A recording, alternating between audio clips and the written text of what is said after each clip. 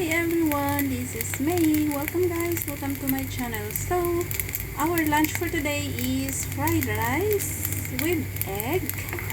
Dahil nga wala tayong ibang makikita sa ref.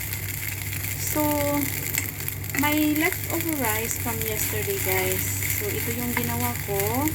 Nag-fry na lang ako ng egg and nilagay ko yung old rice dito. So, i-add ko na rin, maglagay ako ng some chicken meat dito.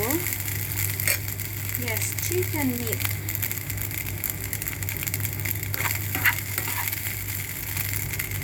Leftover din kahapon.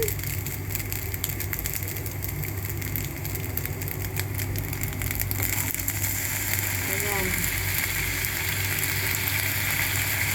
Leftover namin yung kahapon guys sa dinner, and i-reheat natin for lunch or renovate natin, so steamed salted chicken yun guys.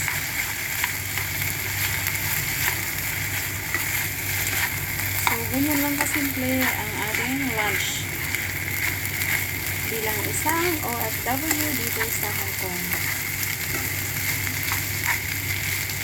Pwede rin siyang himayin ito, but okay lang naman kasi akong kakain, kaya no need na himay-himayin guys. Diretso na lang, diretso sa humba.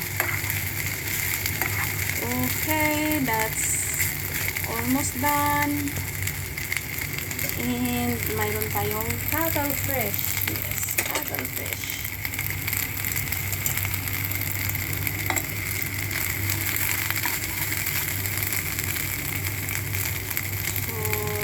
Siya ang ating cuttlefish from last night din yan. In-stir fry ko sa broccoli.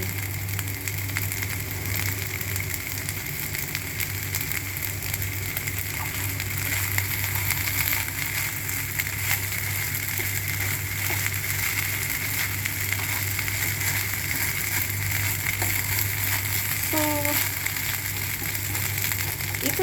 ito yung choice ko guys, which is it's a bit healthy kaysa yung pagkain na i-reheat mo sa microwave, diba?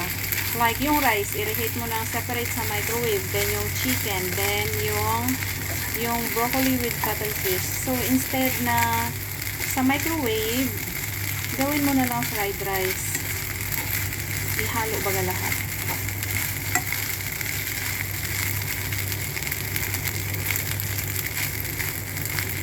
Okay, almost done guys. Thank you so much for watching. Hope you enjoy and always eat well. Live happy and keep it. So ready to serve na yan. Lagyan ko na lang ng konting asin.